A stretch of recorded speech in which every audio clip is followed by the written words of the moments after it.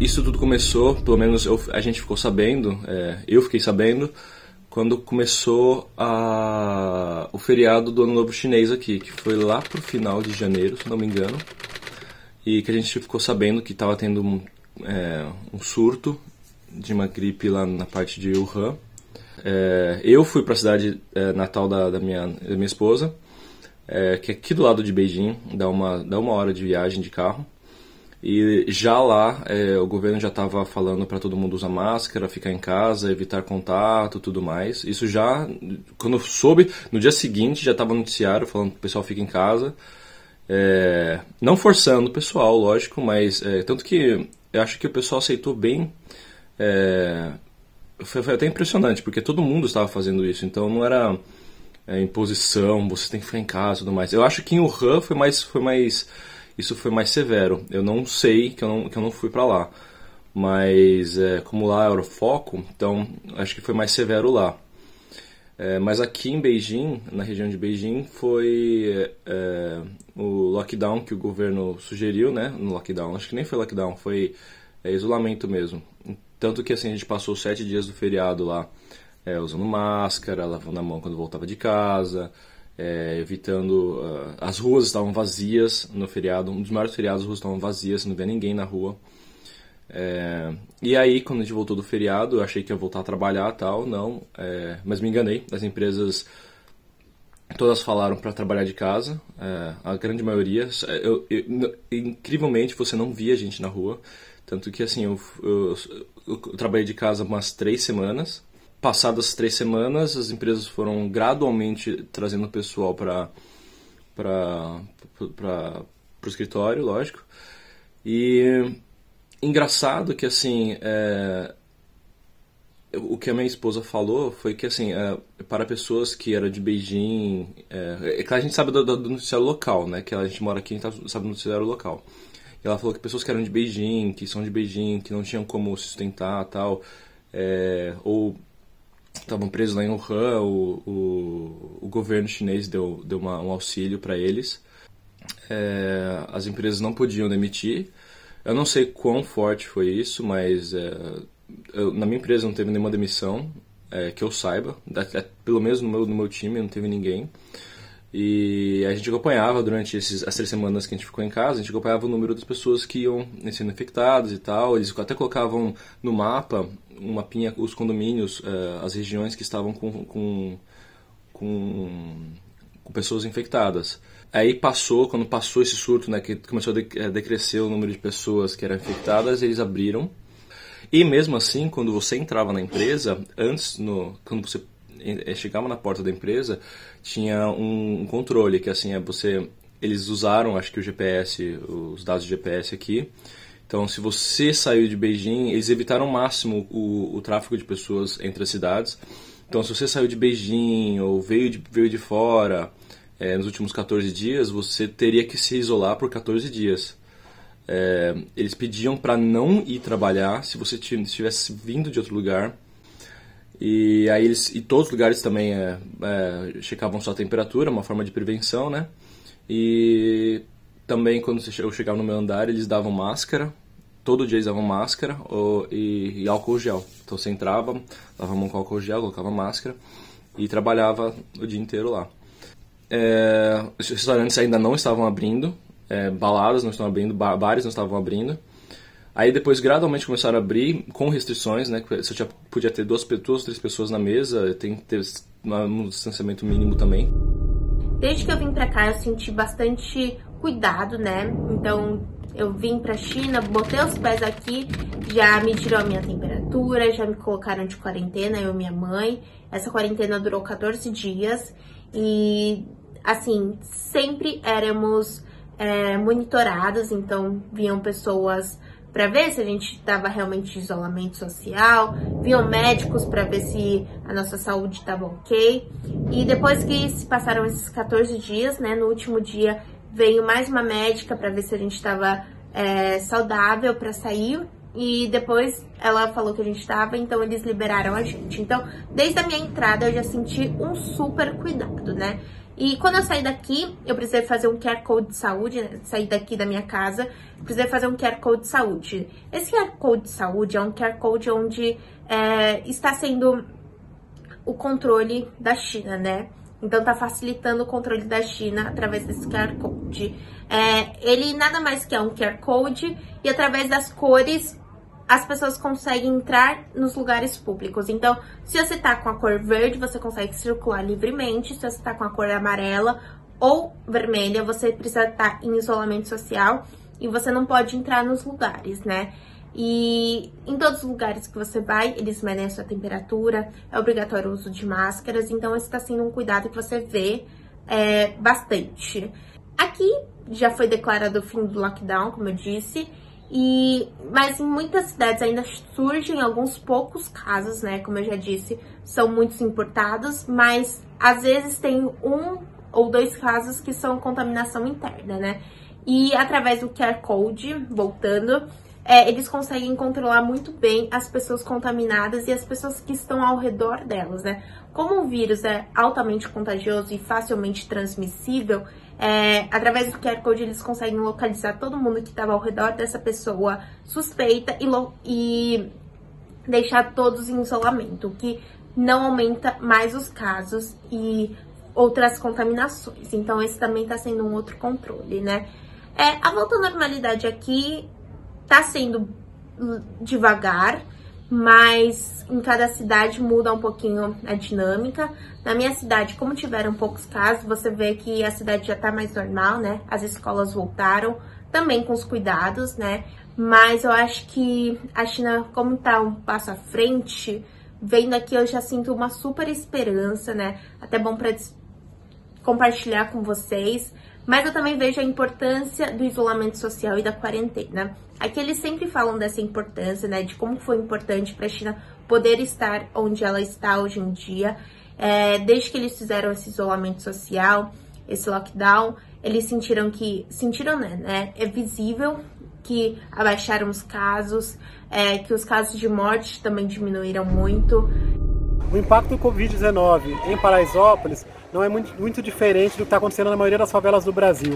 Nós estamos vivendo 2 Brasis diferentes. Um Brasil que tem condições de fazer seu home office, usar sua máscara e o álcool gel, e um outro Brasil que está começando a passar fome, que mora em cima do córrego e que está faltando água diariamente. Precisamos nos unir para mudar essa realidade. As favelas estão escacarando neste momento os seus problemas, que são fruto do abandono de anos e desgoverno. Neste momento, existe um bate-cabeça entre a política no Brasil, um culpando o outro. Nem um prefeito, nem um governador, nem um presidente da República apresentam políticas específicas para as favelas deste país, e é como se 13 milhões de brasileiros não existissem neste momento. Aqui em Paraisópolis e nas demais comunidades da rede do G10, estamos montando um conjunto de 10 iniciativas para que a gente possa pensar alternativas diante dessa pandemia. Nós contratamos ambulância, estamos fazendo marmitas diariamente, distribuindo para a população, nós criamos uma casa de acolhimento, nós formamos moradores voluntários para ser socorristas, estamos diante da ausência da política pública criando as nossas próprias políticas, mas precisamos que o governo também faça seu papel. Aqui no Complexo Alemão, a gente tem dados atualizados a todo momento, graças a um app desenvolvido pelo nosso jornal local, que é o Voz das Comunidades. Então a gente está antenado na questão de quantas pessoas foram, de quantos casos confirmados, de quantos óbitos, de quantos recuperados nós temos, e isso todo dia sai nesse jornal.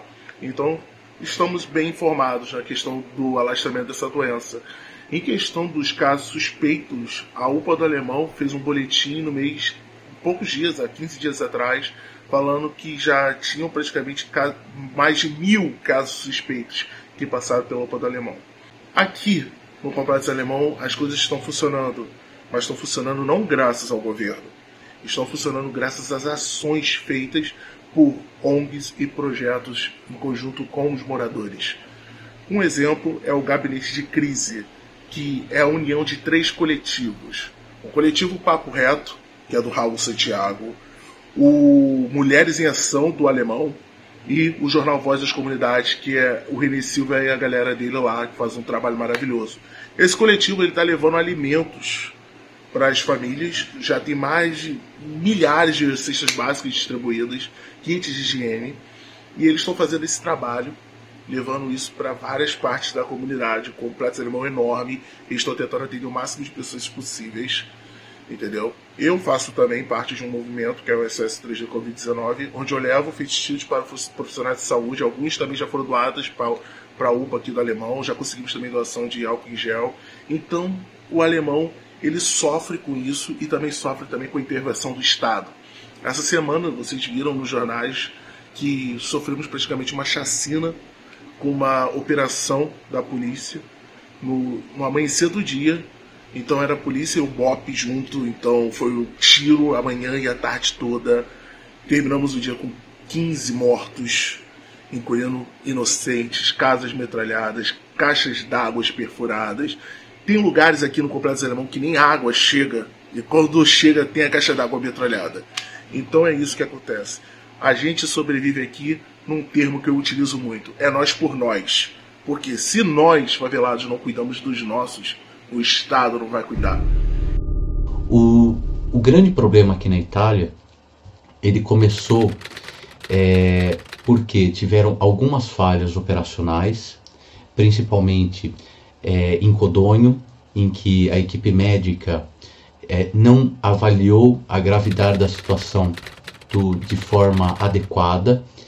Também o paciente número 1 foi até o pronto-socorro e ali ele contaminou todo mundo. Nós tivemos também uma outra falha em Alzano Lombardo, aqui na província de Bergamo, e ali também, depois de ter sido constatado o coronavírus, o hospital reabriu logo depois.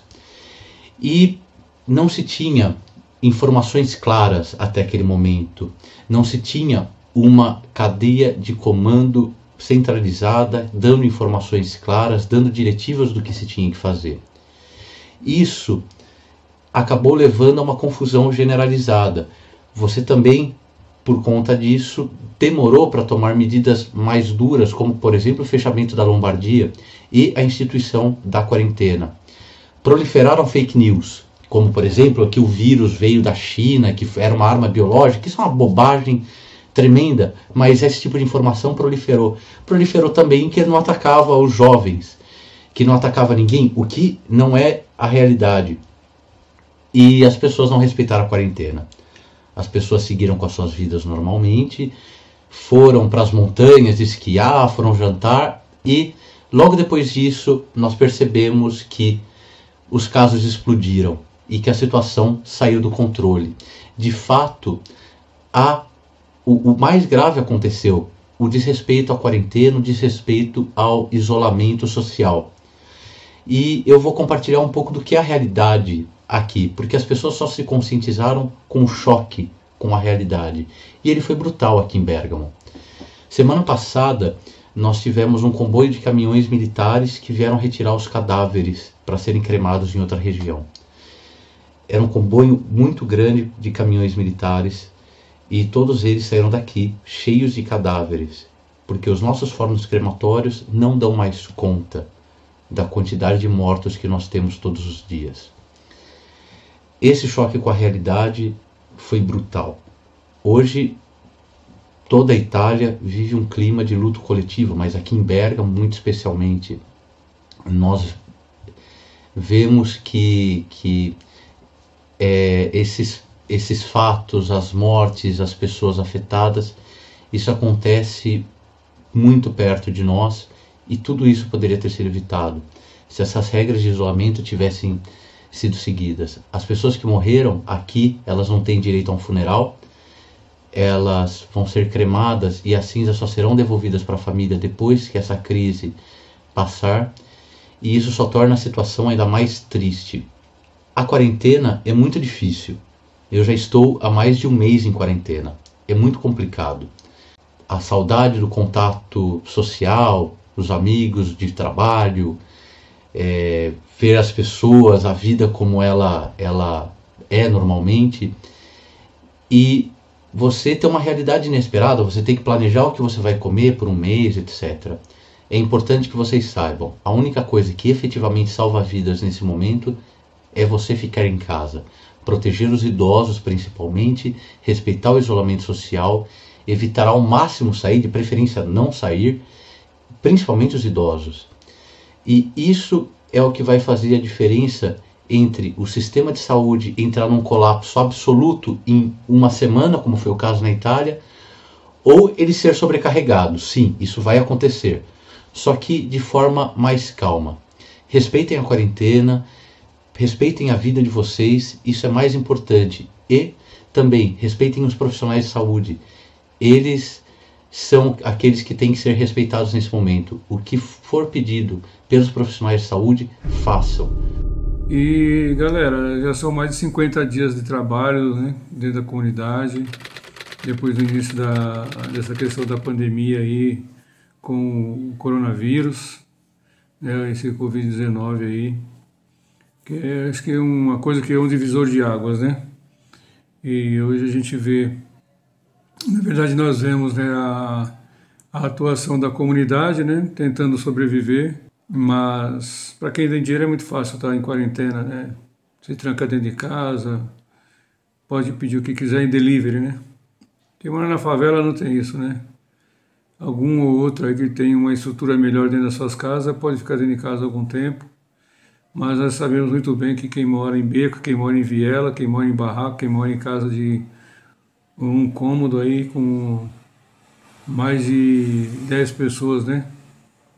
Geralmente juntas, isso é impossível ter quarentena, é impossível de sobreviver, né? Nessa questão da pandemia aí. Como é que se faz quarentena com todo mundo dentro de casa dessa forma, né? Não dá.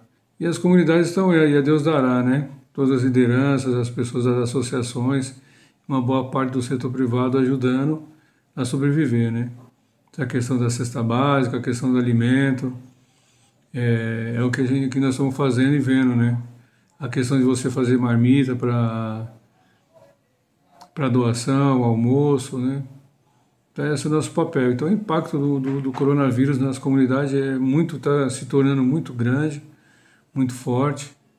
Heliópolis, né, um lugar que tem aí mais de 25 a 30 mil famílias, hoje nós somos cerca de 200 mil pessoas. Então é um universo muito grande.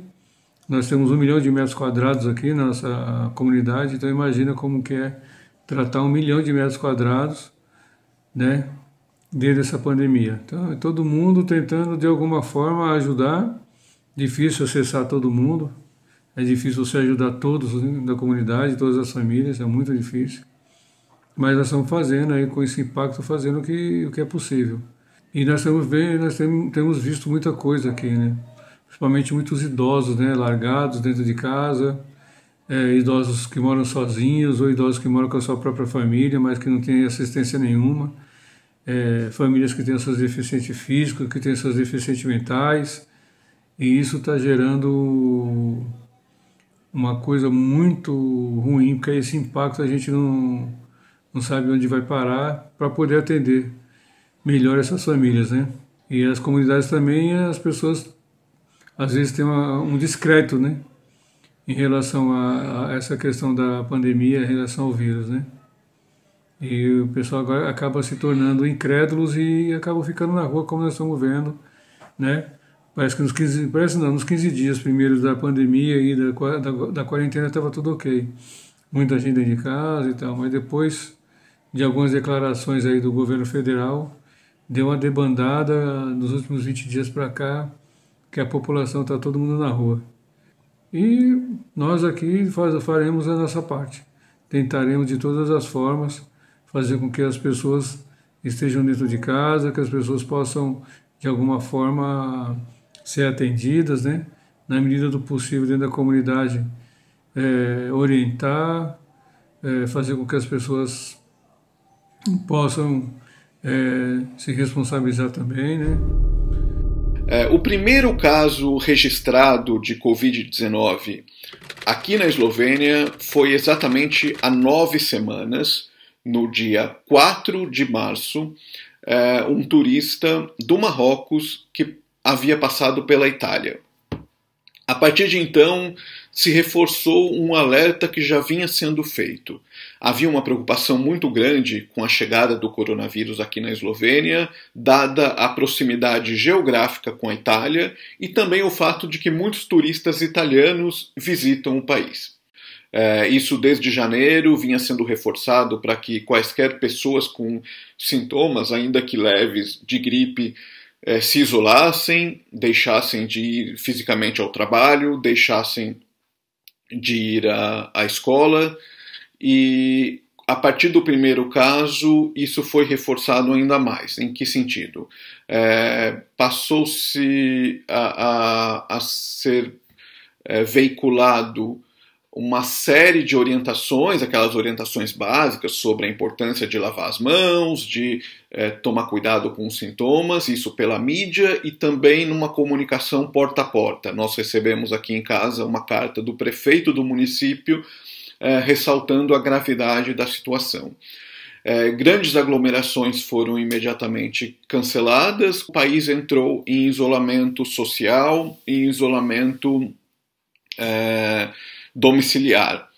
Quem podia estava trabalhando de casa, muitas pessoas foram afastadas do trabalho, aí o governo fez um pacote para complementar os salários, para fazer com que todos mantivessem a sua renda, num sentido de prevenir uma crise econômica ainda mais grave.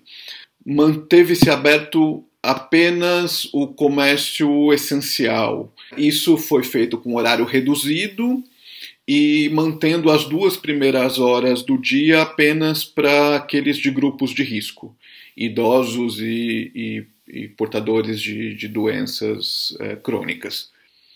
A curva de crescimento nesse primeiro mês existiu, evidentemente, mas não foi um crescimento tão vertiginoso como em outros países. Foi um crescimento dentro do esperado, já que as medidas de isolamento foram tomadas de forma muito rigorosas. No último domingo de março, foi publicado um decreto que a partir da meia-noite daquele dia as medidas estavam mais rigorosas. O que isso significou?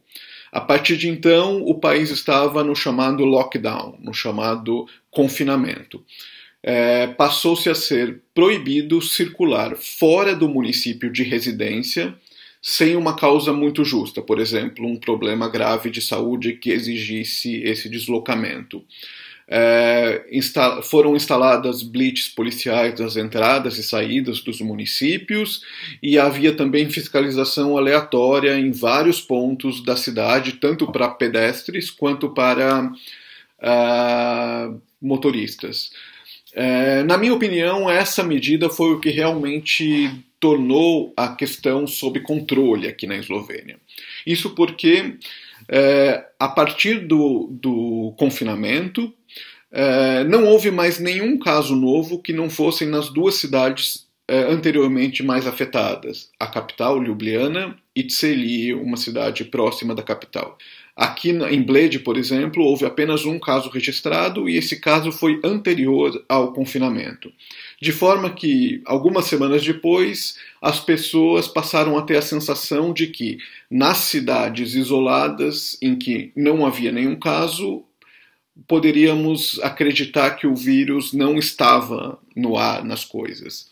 Mesmo assim, as medidas foram mantidas até o último fim de semana de abril. Então houve novamente essa reabertura dos municípios e gradualmente as coisas estão voltando a ser autorizadas. Por exemplo, no início desta semana, na segunda-feira, restaurantes com espaços ao ar livre foram autorizados a reabrirem, mas com a ressalva de que na mesma mesa só podem ficar membros da mesma família. Se tudo correr bem, as escolas reabrem gradualmente, primeiro para as crianças mais novas e aos poucos para as crianças mais velhas, e provavelmente com algumas exceções que ainda não foram divulgadas, mas muito provavelmente crianças que moram com avós, por exemplo, não devem retornar por conta de ter o risco na família.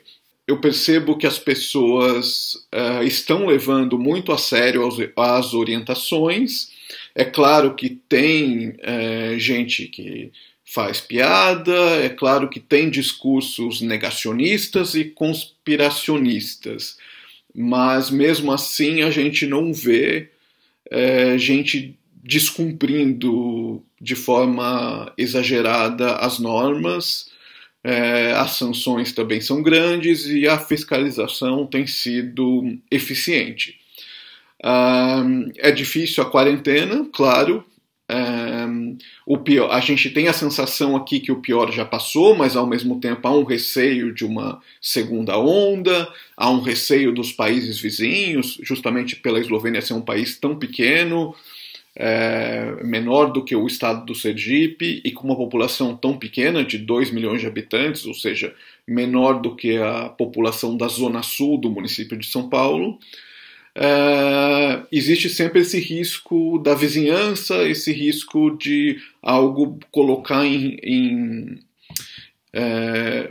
dificuldade esse compromisso coletivo e que foi respeitado de uma forma muito comunitária aqui.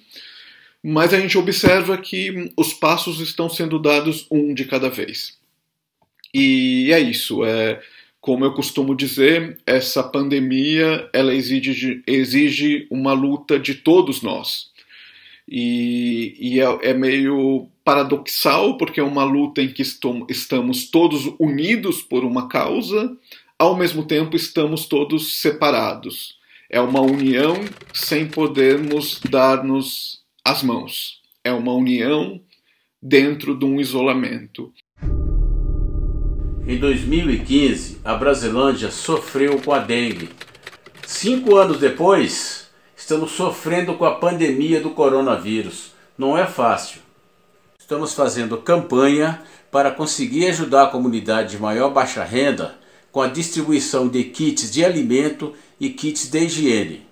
Parte da população da Brasilândia está apreensiva, com medo, perdendo emprego e passando necessidade de alimento. Nós estamos também realizando uma campanha na comunidade para conscientizar as pessoas a utilizarem máscaras e ficar em casa, pois a prevenção é o melhor remédio. A maioria das pessoas está cumprindo sim a quarentena. Agora tem aquela parte que não consegue cumprir por conta das responsabilidades, tem que garantir o pão de cada dia, pagar suas contas. O motivo é esse, do não cumprimento da quarentena. E o governo deveria garantir mais as necessidades básicas das pessoas. Assim a quarentena seria mais positiva. Que as coisas estão dando certo na medida daquilo que é possível nessas circunstâncias, né? Atualmente, dados desse dia 19 de abril, a gente tem um total de 714 mortos e a gente tem 224 casos graves, ou seja, gente internada em UTI. Mas a gente também já tem 610 pessoas recuperadas, o que são, né, boas notícias. E, acima de tudo, o que a gente tem conseguido fazer aqui é controlar a quantidade de casos graves, ou seja, desses casos que precisam de internamento em UTI, para garantir que a gente não deixa ninguém sem acesso aos cuidados de saúde. E isso a gente tem conseguido fazer. Importa falar que todas as pessoas que infelizmente já faleceram devido à Covid-19, elas faleceram com acesso a cuidados de saúde. Ninguém faleceu como em Espanha ou em Itália, porque já não havia capacidade de resposta do serviço de saúde, tá? Do SUS. E também é importante falar que a média de idades das pessoas que infelizmente já perderam a vida com essa doença, aqui em Portugal até agora, de 81 anos. E que a maioria delas também já tinha outras doenças que agravaram, né, depois do seu estado de saúde. Então, o que é que a gente tem feito aqui? Como vocês devem saber aí, nós estamos há mais de um mês num estado de confinamento. Esse confinamento, na primeira semana, nas primeiras 2 semanas, ele começou por ser voluntário, mas aí no dia 18 de março a gente decretou o estado de emergência nacional. Isso significa que todas as pessoas que podem estão trabalhando em casa e que a gente só está saindo efetivamente quando é muito necessário, para ir na farmácia, para ir no supermercado, para ir numa emergência médica. todo o resto, restaurantes, shoppings, lares, né, residências de terceira idade, tudo isso está fechado. Cinemas, teatros, todos os shows foram cancelados. Enfim, estado de emergência decretado, o país está fechado. Por quê? Porque a gente precisa proteger, mais uma vez, os grupos de risco, né? Os idosos, as pessoas com doenças respiratórias, aquele tipo de pacientes que a gente sabe que possivelmente, se pegar o coronavírus, que a pessoa vai precisar de um ventilador. E como a gente tem poucos ventiladores ainda, poucas camas disponíveis em UTI e poucos médicos, a gente aqui chama de intensivistas, são os médicos que estão habilitados a trabalhar com o ventilador, a gente precisa realmente conseguir o que os cientistas chamam de achatar a curva, né? De conseguir que haja menos gente infectada ao mesmo tempo para que os casos graves sejam também menores e a gente consiga que o sistema aguente. Seattle foi o primeiro epicentro da crise do Covid nos Estados Unidos, onde apareceu o primeiro caso, foi numa cidade chamada Kirkland, aqui um pouco ao norte, onde a gente está, e logo se espalhou bastante, principalmente em casas de repouso aqui em Seattle. Teve 2 ou 3 casas que foram infectadas, uma inclusive com 120 pessoas, 40 faleceram de Covid. Então foi uma coisa bem triste que aconteceu aqui no início da pandemia. Bom, aqui o governador foi bem enérgico, logo implantou as medidas de quarentena, o que na minha visão foi bom, porque pelo fato de ter começado aqui, ele conseguiu logo meio que controlar. Hoje a gente está com aproximadamente 16 mil casos e umas 750 mortes, né? Comparar com os Estados Unidos inteiro, né, que está mais ou menos 1.250.000 casos e mais de 75 mil mortes, né? Então foi muito, muito elevado, né? Nova York começou mais ou menos no mesmo período, um pouco depois aqui, só que as medidas de quarentena lá demoraram para ser efetivas, né, entrar em vigor. E aí hoje é o maior epicentro do mundo, assim, tiveram muitos casos lá em Nova York, né? O número de mortes aqui nos Estados Unidos já está mais controlado, né? Teve dias aqui que chegou a ter 5 mil mortes num dia, hoje em dia está entre 1.500 e 2.000, tem caindo, né? Os números estão, tanto de novos casos como mortes, desacelerou, né? Ainda não diminuiu drasticamente, mas desacelerou, né? E com isso, né, o governo, principalmente o Trump, está querendo forçar a reabertura da economia. No momento, cada estado está desenhando um plano para voltar a abrir a economia, né? Aqui o estado de Washington, como eu falei no início, o governador foi bem rigoroso com a quarentena, cancelou tudo, aulas, comércio, logo em fevereiro, tanto que eu estou trabalhando de casa no home office desde o dia 28 de fevereiro. As aulas acabaram, esse ano ele já falou que não voltam as aulas, o ano letivo iria até junho, dia 19 de junho, falou agora as aulas só voltam em setembro, então as crianças estão tendo aula de casa, remotos, e ele falou que só depois do final de maio, provavelmente em junho, que vai começar a reabrir a economia aqui no estado de maneira bem controlada. Covid-19, ele começou a ser debatido muito aqui na Costa Rica mais ou menos no final de fevereiro. Já se pensava muito no que seria feito, por conta de o mundo inteiro estar vivendo a mesma situação, mas o primeiro caso registrado foi no dia 12 de março. Foi um casal de americanos que veio de Nova York apresentando sintomas da doença. Eles foram isolados e a partir daí foi que a Costa Rica começou a reportar os casos e tratar de forma mais séria. Acho que um ponto importante e que eu gostaria de compartilhar com vocês é que o governo aqui, ele desde o primeiro momento, ele sempre deixou muito claro o que precisava ser feito com relação ao distanciamento social. Eles já tomaram medidas que após o contágio do primeiro caso, eles já fecharam as escolas particulares, as crianças já imediatamente, a partir do dia 16 de março, começaram a ter as aulas virtuais. Em seguida, o governo, na semana seguinte, também fechou as escolas públicas, serviços públicos, com tempo, jornada reduzida. Então, eles foram muito sábios, eu diria, no combate ao princípio da doença. Algo que eu venho escutando muito e acho que também fez toda a diferença aqui, foi que eles, quando mapeavam os casos de contágio, eles acabavam trabalhando também com as pessoas que haviam tido contato com essas pessoas e colocando essas pessoas em quarentena. E algo que me chamou muito a atenção é que o sistema de saúde aqui, apesar de ser um país pequeno, ele funciona muito bem.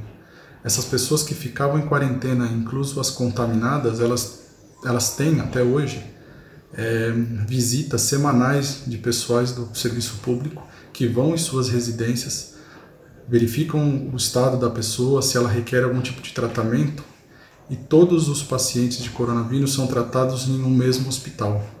Com respeito à abertura do cenário econômico, já a partir do mês de junho volta às atividades de maneira paulatina, se eu poderia dizer assim.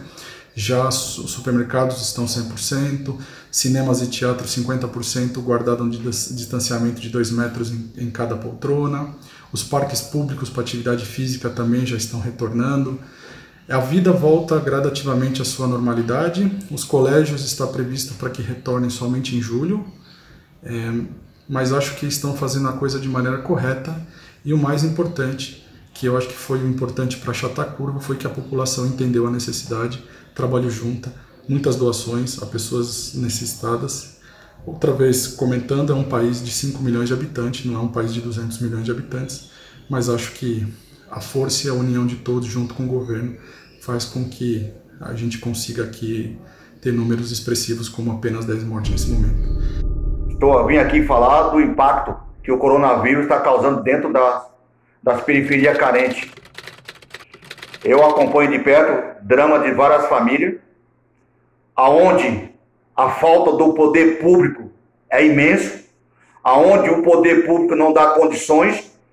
Como que ele pode pedir isolamento para uma família se não dá condições do pai de família botar comida para os seus filhos na sua mesa? Fica difícil. O contágio é inevitável. O contágio vai acontecer. Não é à toa que no Capão Redondo é um índice bem elevado do coronavírus. A cada dia que passa, está aumentando mais o contágio, porque o poder público abandonou as favelas brasileiras, não dá condições, pede para nós ficarmos em casa, mas não dá condições para nós. Como é que eu vou falar isso para um pai de família que está sem emprego? Como é que eu posso pedir para ele ficar na sua casa se ele não tem o que comer? Fica difícil, né? E com isso, com a falta do poder público dentro das periferias carentes, o que vai acontecer? O contágio é inevitável. Não vai ter como. Vai ter um aumento muito grave, um aumento constante do coronavírus dentro das periferias carentes. E o mundo vai conhecer a maior carnificina dentro das favelas, dentro das comunidades, por falta do apoio do poder público. Nós iremos enterrar os nossos mortos porque o poder público não nos dá as condições. Então esse é um dos impactos maiores dentro das periferias carentes.